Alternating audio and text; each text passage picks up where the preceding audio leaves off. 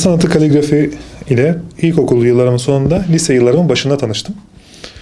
Sanat dergahından Bursa'da eski bir sanat dergahından eğitim aldım. Hat sanatı, ebru sanatı, tesip sanatı ve kaligrafi sanatını birlikte eğitim aldım. Lise yıllarımda bana hem manevi olarak hem de psikolojik olarak çok büyük destekte bulundu kaligrafi sanatı. Daha doğrusu sanatın içerisinde olmak çok büyük destekte bulundu bana.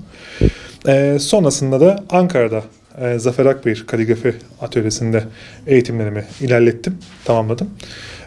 Türkiye çapında da birçok kaligrafi eğitimlerinde, oluşumlarında bulundum. Yaklaşık 2008 yılından beri de kaligrafi sanatıyla uğraşıyorum. 2015 yılından bu yana profesyonel eğitimler veriyorum. Beni en çok etkileyen de tam böyle çocukluk, ergenlik zamanıma sanatın denk gelişiydi. Kaligrafi sanatıyla devam etmemin nedeni ise çünkü ben resim eğitimi, hat eğitimi, ebru eğitimi, tesip eğitimini de aldım 4 yıl boyunca hepsinde.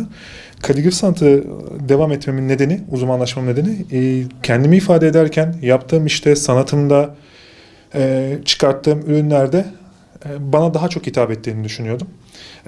Çünkü yazmak istediğimiz sözler, yazmak istediğimiz yazılar, çıkartmak istediğimiz eserler karşı tarafa iletişim olarak aktarılması en uygunu kaligrafi sanatıyla olduğunu gördüm.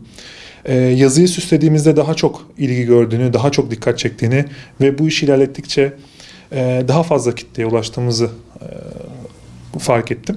Bir sanatçının zaten en büyük beklentisi bir hitap kitlesi bulmak, kendisine muhatap bulmaktır.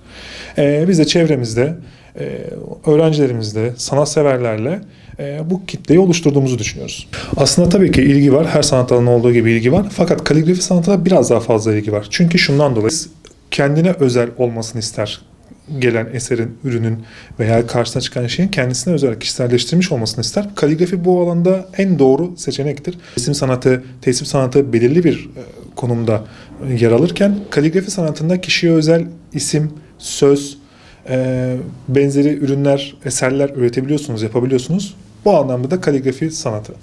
Kaligrafi sanatında kişiye özel hitap edebildiğimiz için kaligrafi sanatı diğer sanat dallarına nazaran daha fazla ilgi görüyor, daha fazla rağbet görüyor. Fazla sergiler açılmalı, eğitimler oldukça fazla yapılmalı.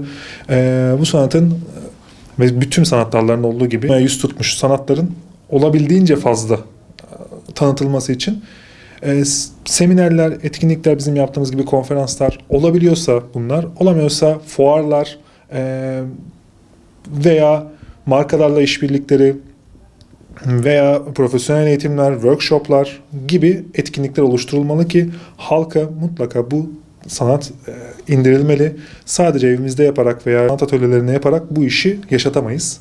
Halka indirip, halka tanıtıp onların da bu sanatta katkıda bulunmalarını, en azından öğrenmek istemiyorlarsa, ellerine bir kaligrafik eser bulundurmak istemeseler bile ne olduğunu bilmelerini isteriz açıkçası. Eğitim yöntemlerimiz çok önemli burada. Kişiye ilk önce neler yapabileceğini göstermemiz lazım. Yaptığımız eserle, sanatla bizim yaptığımız üst seviye çalışmalar veya hocaların yaptığı üst seviye çalışmalar değil, onların neler yapabileceklerini göstermemiz lazım. Belirli periyotlarda 3 aylık, 4 aylık eğitim programlarında öğrencilere kazanımların ne olacağını göstermemiz lazım önden.